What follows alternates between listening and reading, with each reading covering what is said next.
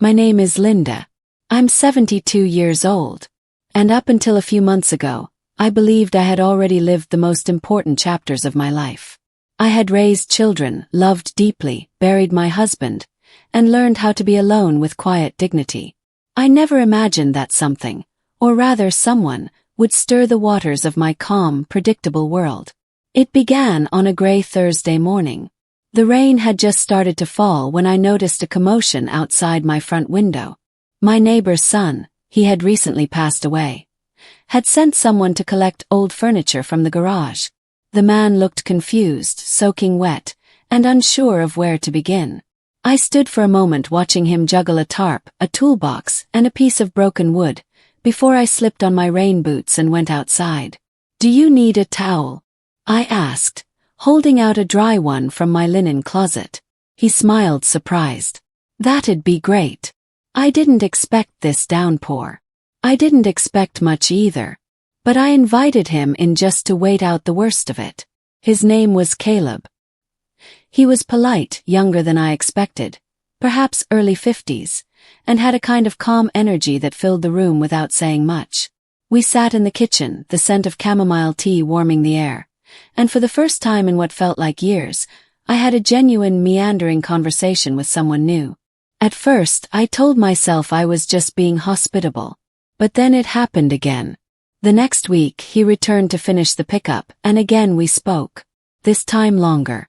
He asked questions, not out of politeness but out of real curiosity. "What did you used to do? Do you ever miss the city? What's that book on your shelf about?" I wasn't used to being seen. Not since my husband passed. Not since my children moved away, caught in the whirlwind of their own lives. Each week he came back, always with a reason. Sometimes to check on leftover tools. Sometimes to ask about an old lamp I had once mentioned. Sometimes just to say hello. One afternoon I mentioned that my garden bench had a broken leg. I hadn't sat in it for nearly 2 years because I didn't trust it wouldn't give out underneath me. He fixed it quietly while I made lemonade. Then he motioned for me to sit. That afternoon, as we sat outside among the blooming lavender and the soft rustle of spring leaves, I felt something shift, not in a romantic sense but something deeper, as if my spirit exhaled for the first time in ages. We didn't talk about deep things. Not that day. We talked about his mother, who had loved to knit.